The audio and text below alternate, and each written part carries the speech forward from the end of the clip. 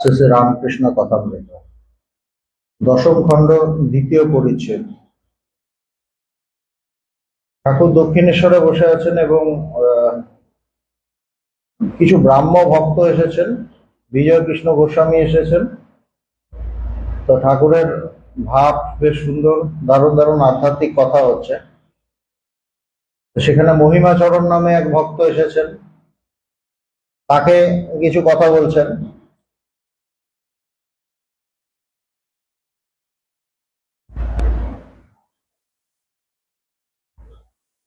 তো জ্ঞান নিয়ে কথা বলছিলেন, জ্ঞানীর কি অবস্থা এসব নিয়ে বলছিলেন।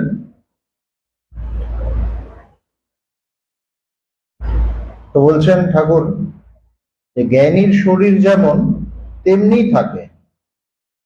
বলছে জ্ঞানী, যিনি জ্ঞান লাভ করেছেন, তার যে শরীর সেটা এমনি যেরকম মানুষের শরীর সেরকমই থাকে।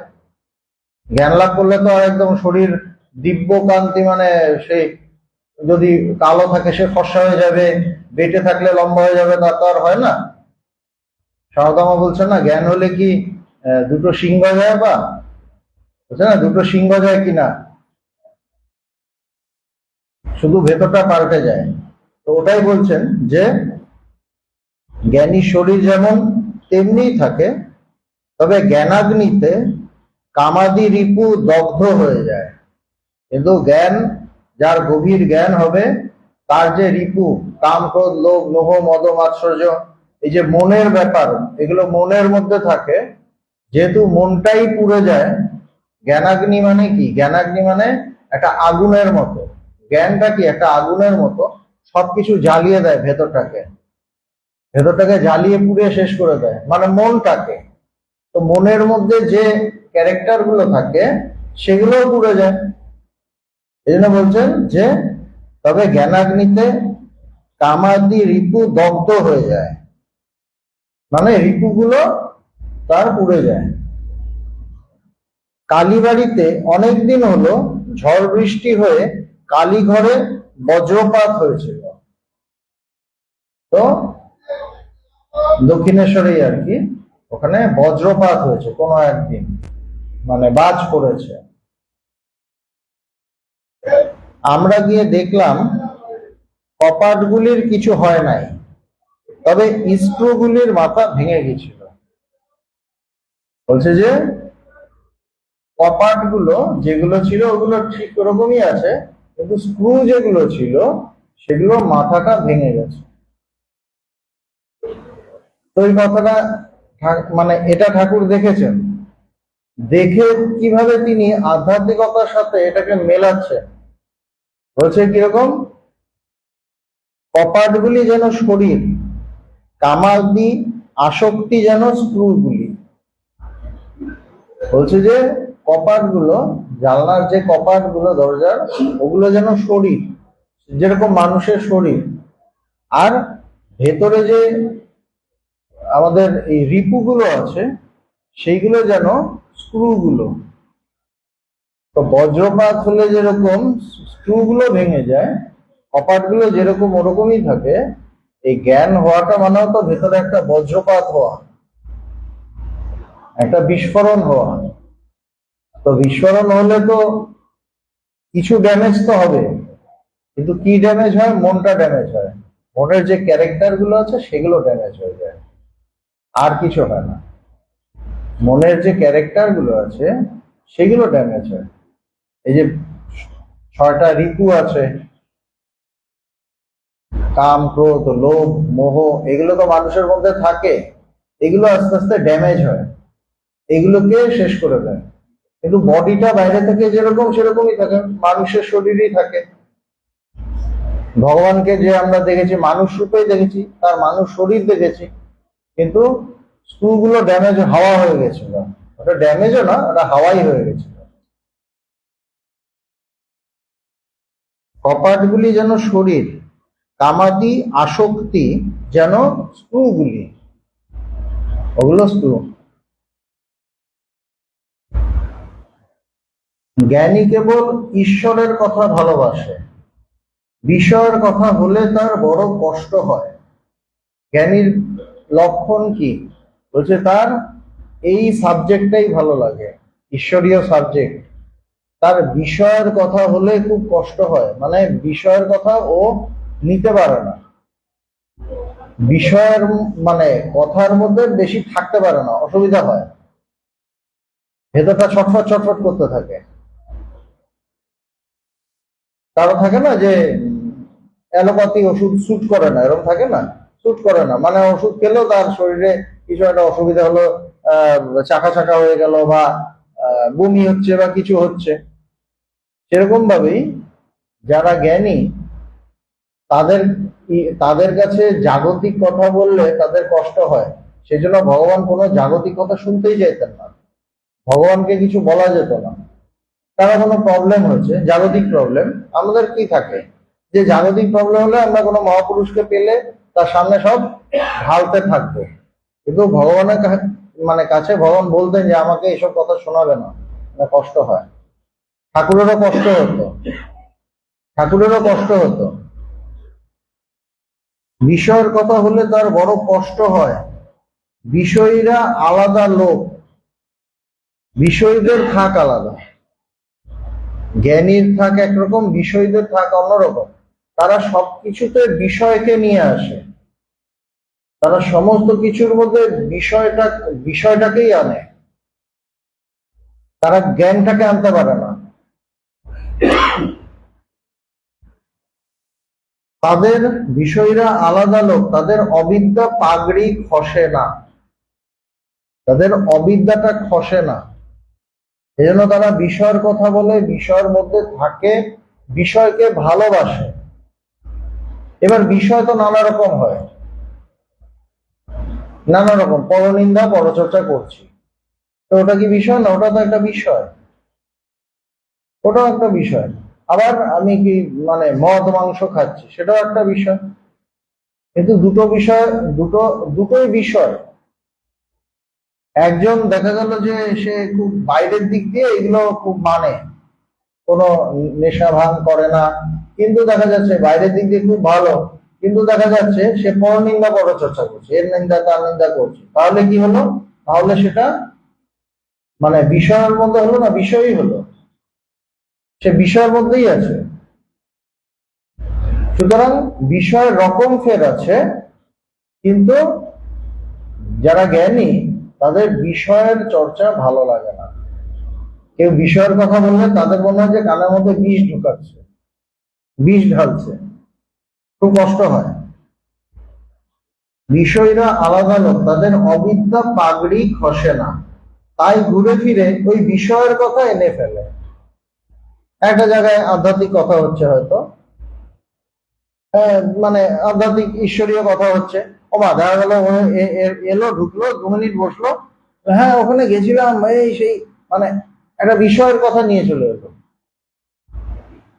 আধ্যাত্মিক কথা হচ্ছে হয়তো আশ্রমটা কিভাবে চলে, মানে ডাইরেক্ট তো অন্য বিষয় আনতে পারছেন না, এবার আশ্রম কিভাবে চলে, হ্যাঁ কত টাকা খরচ হয়, ওইভাবে নিয়ে চলে এলো। সবাই ভাবছে উনি তো কত ভালোবাসে মানে আশ্রমের জন্য চিন্তা করছে, আশ্রম কিভাবে চলে তার চিন্তা করছে, কিন্তু দেখা গেল ও ভেতরে ওই আধ্যাত্মিক কথাগুলো নিতে পারছে না। যেমন ভগবানের কাছে একজন যেত, আমরা তাকে দেখেছি, মুক্তা কাকু বলতাম আমরা। হুম। তো ভগবান বসে সবার সাথে আধ্যাত্মিক চর্চা করছেন, বেদান্তের চর্চা করছেন। আর মুক্তা কাকু যে ছিল, আমরা কাকু বলতাম, তিনি মানে প্রথম যে কমিটিটা হলো বেদান্ত সোসাইটি, সেই কমিটিতে তিনি ভগবান তো প্রেসিডেন্ট ছিলেন, তিনি সেক্রেটারি ছিলেন। তো সেক্রেটারি তারা তো একটু কাজকর্ম করে, প্রেসিডেন্টের কাজ একরকম, স্পিরিচুয়াল সংগঠনের প্রেসিডেন্টের কাজ হলো স্পিরিচুয়াল কাজ, প্রেসিডেন্টের কাজটা কি স্পিরিচুয়াল কাজ, আর সেক্রেটারির কাজ একটু জাগতিক, মানে একটু সংগঠন বাড়াতে হবে এই সেই এরকম আছে। ওই চান্সে তিনি সারাক্ষণ বিষয়ের কথা বলতেন, এই করতে হবে, এই বসে বসে এই আড্ডা মারা ভাল লাগে না। তার তার কাছে বসে আধ্যাত্মিক চর্চা হলো আড্ডা মারা, যেহেতু সে মানে একটু বিষয় টাইপের, তার কাছে বলে আমি কাজ বুঝি, কাজ করতে হবে। এগুলো গ্রেটেস্টে আমি লিখেছি আমাদের মানে সবার থেকে খবর টবর নিয়ে, আমরা মুক্তা কাকু বলতাম কয়েক বছর টিকলো, তারপর আস্তে আস্তে বেরিয়ে চলে গেল, টিকতে পারলো না। কেননা অত বড় একটা মানে ভগবান একটা স্পিরিচুয়াল জায়ান্ট, অত বড় একটা আধ্যাত্মিক পুরুষের কাছে সারাক্ষণ যদি বিষয়ের কথা বলে, তারপর এ পড়ছে না, ওর বাবা মা হয়তো আমার আমার বাড়ি থেকেই ও মুক্তা কিছু বললো যে ও কোনো পড়াশোনা করে না, সেটা গিয়ে ভগবানের কানে লাগিয়ে দিল। এই ধরনের আর কি। ভগবান বলতো মুক্তা তুমি আমাকে এসব বলবে না, কিন্তু শুনতো না, বলতো। একদিন ভগবান বললো তুমি বেরিয়ে যাও, আমি বললাম, ভগবান তুমি বেরিয়ে যাও, তো বেরিয়ে চলে গেল। তো এই হলো ব্যাপার। তাদের কাছে বসে যদি আধ্যাত্মিক চর্চা করা হয়, সেটা তাদের কাছে হয়ে যায় আড্ডা। তো তারা কর্মপ্রধান, তাদের বিষয় চাই একটা, এই করতে হবে, ওই করতে হবে, ওইটাকে হয়তো ইয়ে দিয়েই আনছে, কাজ করতে হবে, কিন্তু মূলত তারা মেনলি বিষয়। এখানে ঠাকুর বলছেন যে বিষয়ীরা আলাদা লোক, তাদের অবিদ্যা পাগড়ি খসে না, তাই ঘুরে ফিরে সেই বিষয়ের কথা এনে ফেলে, যেভাবে হোক তারা বিষয়ের কথাটাকেই নিয়ে আসে। বেদেতে সপ্তভূমির কথা আছে, বেদে 7টা ভূমির কথা আছে, যে মনের 7টা ভূমি। প্রথম 3 ভূমি হলো অজ্ঞানের ভূমি, তারপর চতুর্থ থেকে সপ্তম মানে 4টে ভূমি জ্ঞানের ভূমি, কিন্তু গভীরতার তারতম্য আছে। পঞ্চম থেকে সপ্তম হলো জ্ঞানের ভূমি। তো ঠাকুর বলছেন পঞ্চম ভূমিতে যখন জ্ঞানী উঠে, তখন ঈশ্বর কথা বই শুনতেও পারে না আর বলতেও পারে না। তার মনটা যখন পঞ্চম ভূমিতে ওঠে, তখন ঈশ্বর কথা ছাড়া সে শুনতেও পারে না, বলতে পারে না, অন্য কিছু নিতে পারে না। প্রচন্ড কষ্ট হয়, ভেতর ছটফট ছটফট করতে থাকে। তখন তার মুখ থেকে কেবল জ্ঞান উপদেশ বেরোয়। ভগবানকে তো আমরা দেখেছি সারাক্ষণ তো ঈশ্বরীয় কথাই বলতেন, 24 ঘন্টা তার মুখে ঈশ্বরীয় কথা ছাড়া অন্য কথা ছিলই না। এই সমস্ত কথায় শ্রীরামকৃষ্ণ কি নিজের অবস্থা বর্ণনা করিতেছেন? এই যে এই কথা শুনে শ্রীমর মনে হচ্ছে যে উনি কি নিজের কথাই বলছেন। এই যে কথাগুলো বলছেন, ঠাকুর কি নিজের কথাই বলছেন? ঠাকুর আবার বলিতেছেন, বেদে আছে সচ্চিদানন্দ ব্রহ্ম। বেদে আছে যে ব্রহ্ম কি সৎ চিৎ আনন্দ স্বরূপ, সচ্চিদানন্দ ব্রহ্ম। ব্রহ্ম একও নয়, দুইও নয়, এক দুইয়ের মধ্যে হচ্ছে। ব্রহ্ম একও নয়, দুইও নয়, এক দুইয়ের মধ্যে, মানে একও বলা যাবে না, এক বললেই দুইয়ের কনসেপ্ট আসে। যে আমি বলছি এক, সমস্যা 2 3 4 ওটার কনসেপ্টটা চলে আসে। আবার যেই দুই বলি, একের কনসেপ্ট আসে, একটার পরিপ্রেক্ষিতে আরেকটা, এটা হলে ওটা নয়, ওটা হলে এটা নয়, এরকম এসে যায়। এর হচ্ছে একও নয়, দুইও নয়, এক দুইয়ের মধ্যে, মানে একের মধ্যেও তিনি আছেন, দুইয়ের মধ্যেও তিনি আছেন, সবকিছুর মধ্যে তিনি আছেন, একটাই অস্তিত্ব। অস্তিও বলা যায় না, নাস্তিও বলা যায় না, তবে অস্তি নাস্তির মধ্যে। অস্তি মানে অস্তিত্ব, কোনো কিছুর আছে। অস্তি মানে কোনো কিছু আছে, নাস্তি মানে কোনো কিছু নেই। তো যখন কিছু নেই, তার মানে কি কোনো বস্তুর অভাব, তাই তো? নাস্তি মানে কি কোনো বস্তুর অভাব, আর অস্তি মানে কোনো বস্তুর ভাব, মানে ওটার অস্তিত্ব আছে। নাস্তি মানে ওটার অস্তিত্বটা নেই। তো অস্তিত্ব নেই যখন, তার অভাবটা আছে। অস্তিত্বটা নেই, বস্তুটা নেই, কিন্তু বস্তুর অভাবটা তো আছে। সেই জন্য বলছে অস্তিও বলা যায় না, নাস্তিও বলা যায় না, অস্তি নাস্তির মধ্যে, সমস্ত কিছুর মধ্যে যিনি আছেন, অভাব আছে, সুতরাং একটা আছে, সব জায়গাতেই আছে। এই যে আছে, এটাই হলো আসল অস্তিত্ব, আসল অস্তি। অস্তি নাস্তির মধ্যে এটা হলো আসল অস্তি, সেটাই ব্রহ্ম। সেটাই ব্রহ্ম। শ্রীরামকৃষ্ণ। রাগ ভক্তি এলে অর্থাৎ ঈশ্বরে ভালোবাসা এলে তবে তাকে পাওয়া যায়। কখন পাওয়া যায়? ঈশ্বরকে কখন পাওয়া যায়? বলছে তার প্রতি ভালোবাসা এলে পাওয়া যায়। কেননা ঠাকুর দেখছেন যে বেদান্তের কথা বেশি মানুষ নিতে পারে না। এটা তো ঠিকই, মানুষ পত্র বোঝে না, কঠিন আছে। এই যে অস্থি নাস্তির মধ্যে এগুলো বোঝা তো কঠিন। তো বলছে যে মানে তাকে পাবো কিভাবে? সুতরাং সব থেকে সুন্দর রাস্তা হলো তাকে ভালোবাসা। তার প্রতি ভালোবাসা এলে তাকে পাওয়া যায়। রাগ ভক্তি এলে অর্থাৎ ঈশ্বরে ভালোবাসা এলে তবে তাকে পাওয়া যায়। রাগ ভক্তি, সেটাকেই বলছে রাগ ভক্তি। বৈধী ভক্তি হতেও যেমন যেতেও তেমন। দুরকম ভক্তি আছে, একটা হলো রাগ ভক্তি, একটা বৈধী ভক্তি। বৈধী ভক্তি মানে কি? বিধি দিয়ে, মানে বিধি পালন করে যে ভক্তিটা হয়, যে এই করতে হবে, ওই করতে হবে, এতবার জপ করতে হবে, এতবার হাতটাকে ঘোরাতে হবে, এই দিক থেকে ওই দিকে নিতে হবে, ওই দিক থেকে এইদিকে, এগুলো হলো বিধি। ঠাকুরকে পুজো করার নানা রকম বিধি আমাদের কর্মকাণ্ডে আছে আছে পুজো, হোম, যজ্ঞ, যাগ যজ্ঞ সবকিছু আছে। ওটার একটা নিয়ম থাকে, বিধি। এই যে বিধি দিয়ে যে তার প্রতি ভক্তি, এটাকে বলছে বৈধী ভক্তি। বৈধী ভক্তির সম্পর্কে কি বলছে? বৈধী ভক্তি হতেও যেমন যেতেও তেমন। মানে একজনের প্রচন্ড ভক্তি এলো, সে সারাদিন ধরে দেখা যাচ্ছে পুজো করছে, নানা ভাবে পুজো করছে, কয়েক মাস করলো, তারপর দেখলো সব ভোভা কোথায় চলে গেল, না এখন হচ্ছে না, একটা কাজ এসে গেছে। মানে ঈশ্বরকে ততদিনই পুজো করেছিল যতদিন কাজটা ছিল না। এই যে ভক্তি, এই ভক্তিটার মানে কি? মানে আমার তার প্রতি ভালোবাসা আসে না। একটা মায়ের তার সন্তানের প্রতি ভালোবাসা, মায়ের যত কাজই থাকুক, সে সন্তানকে নিয়েই থাকবে, সে সন্তানকে কাজ ছাড়া হতে দেবে না। এটা হলো তার ভালোবাসা।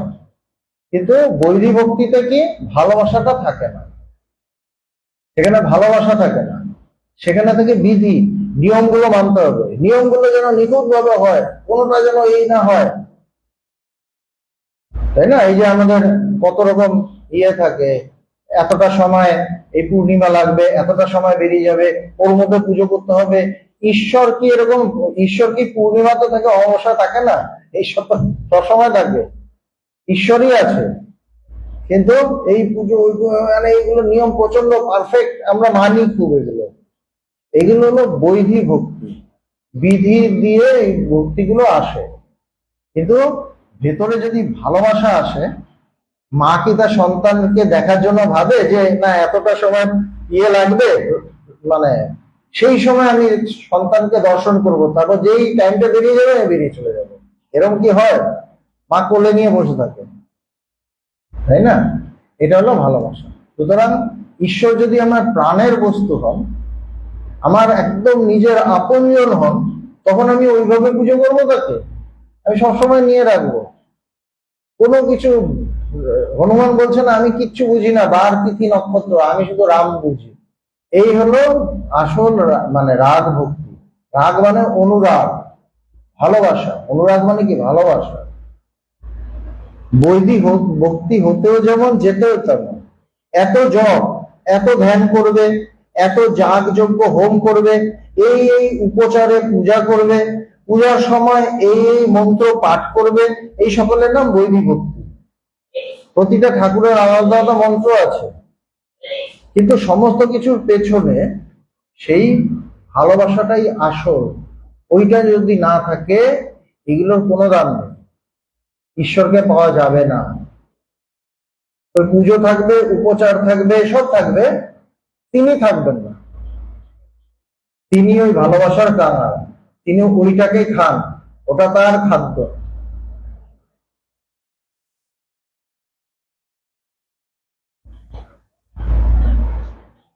এই মন্ত্র পাঠ করবে, এই সকলের নাম বৈদিক ভক্তি। হতেও যেমন যেতেও তেমন। কত লোকে বলে আর ভাই কত হবিষ্য করলুম, কতবার বাড়িতে পুজো আনলো, কিন্তু কি হলো? বাড়িতে হয়তো কেউ চাকরি হচ্ছে না, খুব তখন তার ভক্তি বেড়ে যায়। সে বাড়িতে কীর্তন দিল, এই দিল সেই দিল, নিরামিষ খাচ্ছে, সবকিছু করলো। কিছুদিন পর দেখে কিছুতেই কিছু হলো না, তখন আবার সব ছেড়ে টেড়ে আবার যেকে সেই। এইটাই হলো বৈদিক ভক্তি, হতেও যেমন যেতেও তেমন। কিন্তু রাগ ভক্তির কিন্তু পতন নাই। হচ্ছে রাগ ভক্তি যার হয়ে গেছে তার কোনো পতন নাই। কাদের রাগ ভক্তি হয়? যাদের পূর্বজন্মে অনেক কাজ করা আছে, যাদের পূর্বজন্মে অনেক কাজ করা আছে তাদের রাগ ভক্তি হয়। অনেক কিছু করে এসছে, তার ঈশ্বরের প্রতি ভীষণ টান, ভীষণ ভালোবাসা। কেননা রাগ ভক্তি হয়তো একই জন্মে হলো না, কেন আগের জন্মে কিছু করা ছিল, ভেতরটা খুলে গেল ফট করে। আগে হয়তো অন্যরকম ছিল, কিন্তু যেই খুলে গেল তারপর সে পুরো মানুষটা পুরো পাল্টে গেল। সবাই অবাক হয়ে গেল, এত চেঞ্জ কিভাবে? তার মানে পূর্বজন্মে কিছু করা ছিল। অথবা যারা নিত্য সিদ্ধ, আর কি, যারা নিত্য সিদ্ধ, যারা ঈশ্বরের সঙ্গে সঙ্গে আসে, তারা নিত্য সিদ্ধ, সিদ্ধই ছিল, তাদের ক্ষেত্রে এরকম এই ভক্তি।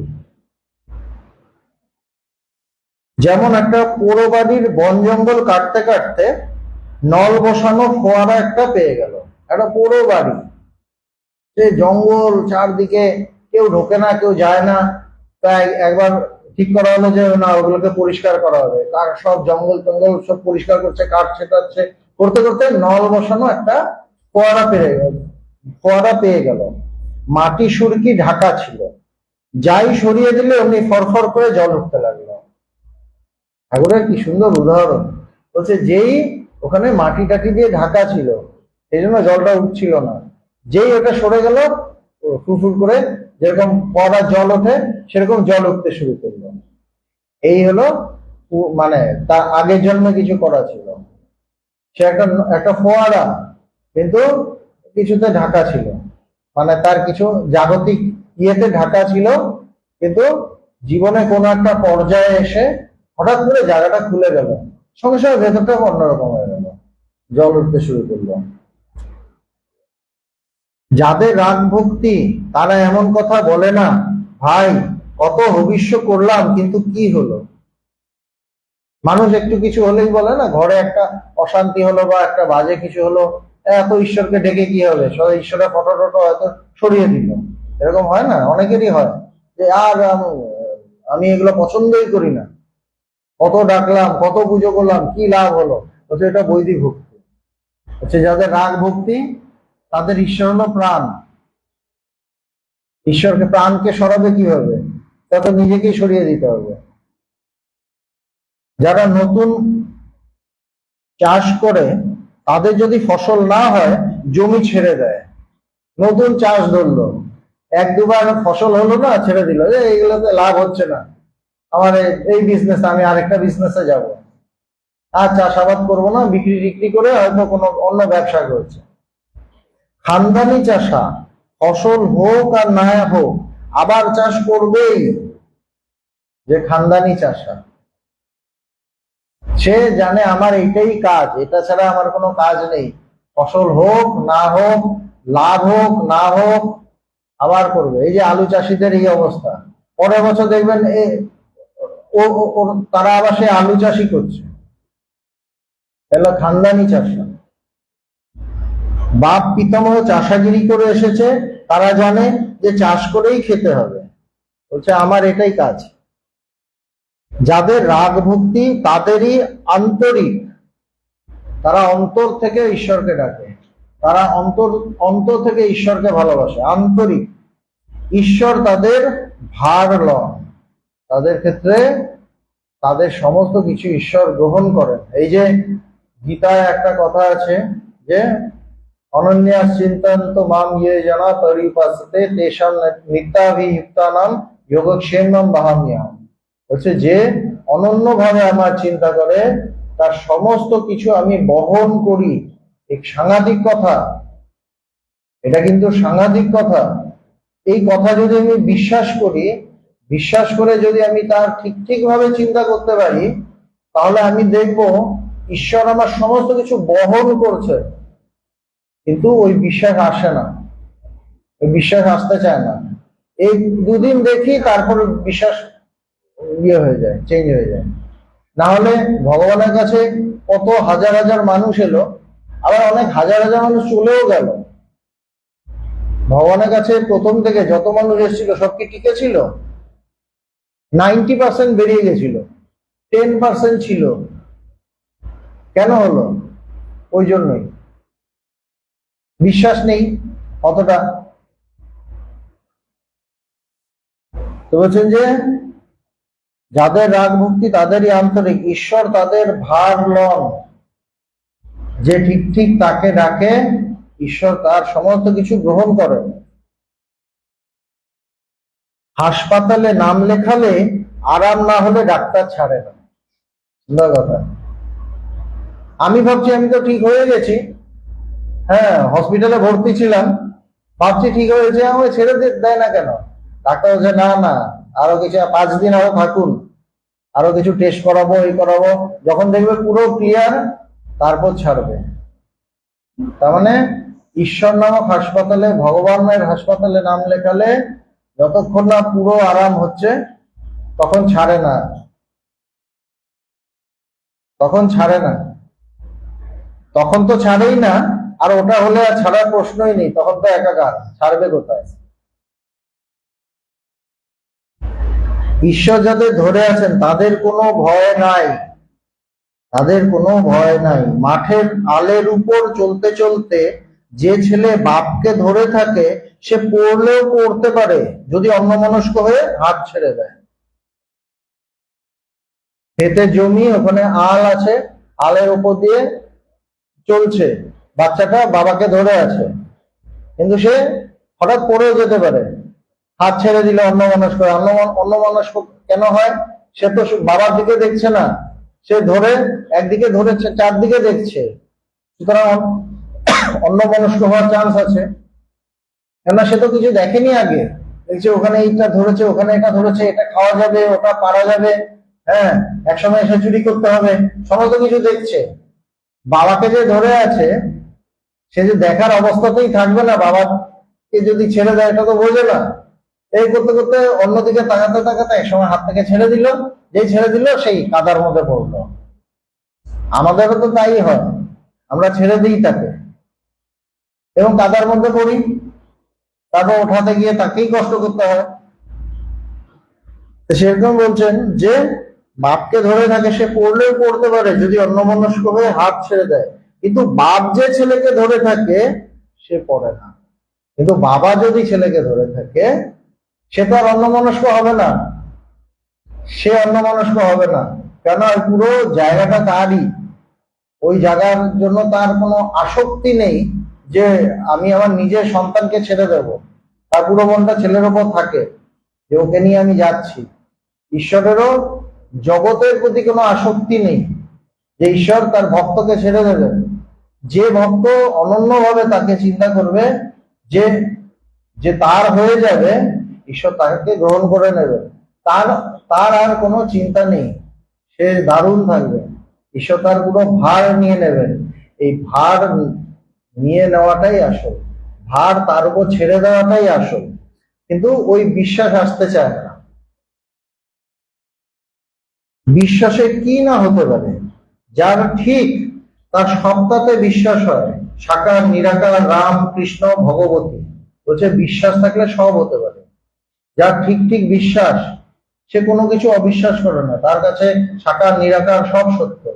ঠাকুর বলছেন না, সাকার আকার নিরাকারা, শুধু ঈশ্বর নিরাকার জ্ঞানীরা বলছে না, আবার ভক্তরা বলছে ঈশ্বর সাকার, বলছে তিনি দুটোই, সাকার আকার নিরাকারা সব। ও দেশে যাবার সময় রাস্তায় ঝড় বৃষ্টি এলো, মাঠের মাঝখানে আবার ডাকাতের ভয়। তো ঠাকুরের কত রকম এক্সপিরিয়েন্স হয়েছিল। একদিন যাচ্ছেন, তো ঝড় বৃষ্টি হয়েছে একটা জায়গায় রাস্তায়, মাঠের মাঝখানে আবার ডাকাতের ভয়। ওখানে আবার ডাকাত, মানে আটকে গেলে ডাকাত এসে অ্যাটাক করে নিতে পারে, সব কেড়ে টেড়ে নিয়ে নিবে। তখন সবই বললুম রাম কৃষ্ণ ভগবতী, তো ঠাকুর সবাইকে ডাকছে রাম কৃষ্ণ ভগবতী। আবার বললুম হনুমান, ঠাকুর সবাইকে ডাকছে তখন। তা বলছে আচ্ছা সব বললুম, এর মানে কি? জিজ্ঞেস করছে এই যে আমি সব বললাম, এটা মানেটা কি?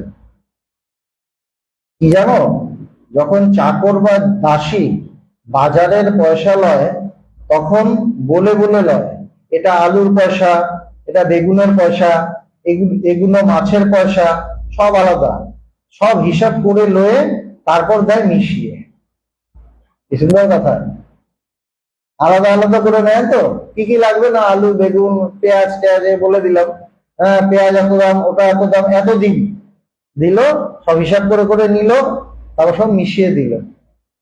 তো এই যে বলছে যে যাওয়ার সময় রাস্তায় ঝড় বৃষ্টি এলো, হ্যাঁ ডাকাতের ভয়, তখন সবই বললাম রাম কৃষ্ণ ভগবতী, তারপর বললাম হনুমান, সবই তো বলছেন, মানে সব আলাদা আলাদা করে বলছেন, তারপর সব মিশিয়ে দিচ্ছেন কেন? তার তিনি তো ভক্ত, ঈশ্বর ভক্ত,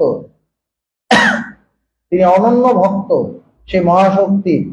সুতরাং ওটার মধ্যে থেকে কখনো রামের প্রতি ভক্তি বেরিয়ে আসছে, কখনো কৃষ্ণের প্রতি, কখনো হনুমানের প্রতি, সবই বেরিয়ে আসছে। আবার আরেক দিক দিয়ে যদি চিন্তা করি, ঠাকুর তো স্বয়ং ঈশ্বরই ছিলেন, বলছে না যেই রাম যেই কৃষ্ণ তিনি ইদানিং রামকৃষ্ণ। এবার রাম যখন যুদ্ধ করছেন, তার মেন ইয়ে হলো হনুমান, তার সমস্ত কিছু তো হনুমান, কিছু হলে বলতেন হনুমান, হনুমানকে ডাকতেন। ক্রাইসিস, তিনি ক্রাইসিসের আসল ইয়ে ছিলেন, সংকটের সময় তিনি সংকট মোচন সবার ক্ষেত্রেই। তো এখানে স্বয়ং রাম বিপদে পড়েছেন, ডাকাত টাকাত আসতে পারে, তখনও হনুমান হনুমান বলছেন, রামই তো ডাকছে হনুমানকে। ঈশ্বরের উপর ভালোবাসা এলে কেবল তারই কথা কইতে ইচ্ছা করে, যে যাকে ভালোবাসে তার কথা শুনতে ও বলতে ভালো লাগে, তার কথাই ভালো লাগে, অন্য তখন আর ভালো লাগে না। সংসারী লোকেদের ছেলের কথা বলতে বলতে লাল পড়ে, বলছে ছেলের কথা বলতে বলতে লাল পড়ে, খুব মানে এমন ভাবে বলে, এমনি একটা পাশে বাড়ির ছেলের কথা বলতে একরকম এক্সপ্রেশন, নিজের ছেলের কথা বলার সময় এক্সপ্রেশন দেখবেন পুরো চেঞ্জ, এখন পুরো চেঞ্জ। শুধু ছেলে না, নাতি নাতনিও হতে পারে, সবই হতে পারে। হ্যাঁ পুরো লাল পরে, মানে লাল বোঝা যায় পড়ছে একদম। মুখে হয়তো বলছে আমার ছেলেটা এত দুষ্টু, কিন্তু দুষ্টুর মধ্যে লাল পড়ছে, ওটা রাগ থেকে হচ্ছে না, একদম।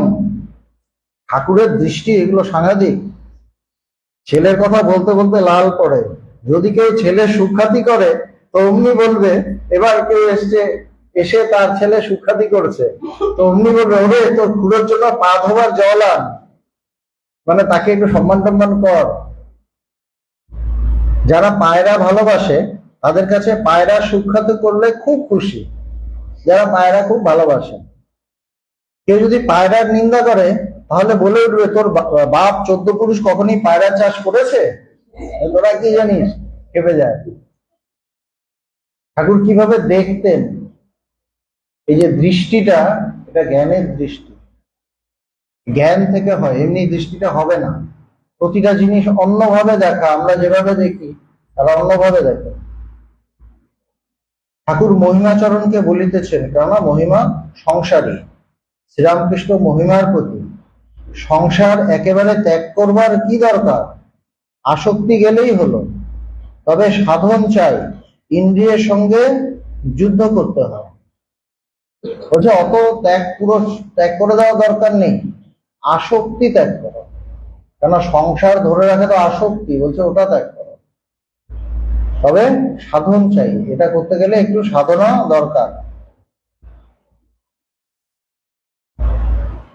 ইন্দ্রিয়ের সঙ্গে যুদ্ধ করতে হয়, কেল্লার ভিতর থেকে যুদ্ধ করাই আরো সুবিধা, কেল্লা থেকে অনেক সাহায্য পাওয়া যায়, তাই না? খালি মাঠে আমি লড়াই করছি, যে কোনো সময় মরে যেতে পারি, কিন্তু আমি ফোর্টের মধ্যে থেকে যুদ্ধ করছি, কেল্লার ভেতর দিয়ে ফুটো ফুটো আছে, ওখান দিয়ে তীর মারছি, কিন্তু ওই দিক থেকে যেটা আসবে আমি আটকে যাবে, আমাকে মাথা ছুঁতে পারবে না। তো সংসারটা হলো সেই কেল্লার মতো, ওটাই ঠাকুর বলছেন।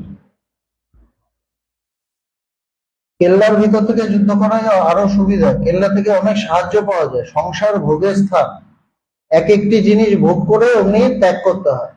বলছে ভোগের জায়গা, কিন্তু ভোগ করে যারা বেরোবে না, সংসারে যারা থাকবে, বলছে ভোগ করে ত্যাগ করো।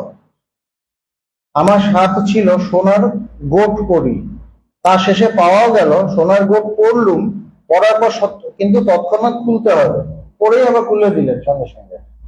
পেঁয়াজ খেলুম, আর বিচার করতে লাগলো মন, এর নাম পেঁয়াজ। হচ্ছে বিচার করছি কি, যে মন, এটার নাম পেঁয়াজ। তারপর মুখের ভিতর একবার এদিক ওদিক, একবার সেদিক করে তারপর ফেলে দিল। হচ্ছে ওইভাবেই, যেটা মানে ভোগের খুব তীব্র ইচ্ছে হচ্ছে, একবার দেখে নাও, একবার দেখে শেষ করে দাও, চাপটা শেষ করো। এই হলো ঠাকুরের কথা, সাংঘাতিক কথা, এবং খুব সহজ করে চরম কথাগুলো বলেন, খুব সহজ করে বলেন, কিন্তু কথাগুলো চরম।